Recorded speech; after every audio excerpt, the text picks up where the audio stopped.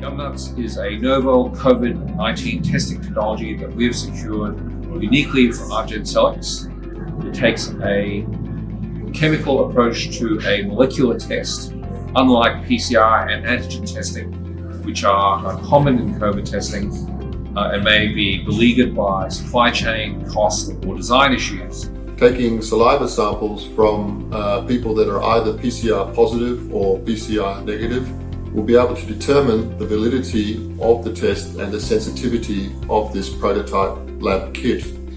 Following that data, we are hopeful that we're able to manage and deal with this global pandemic in a different way for communities, for cities, and for countries. Our testing technology relies on DNA aptamers, and aptamers provide a number of improvements to the current testing regime. One, by being more specific, certainly being far more sensitive, and far more user-friendly to the consumer.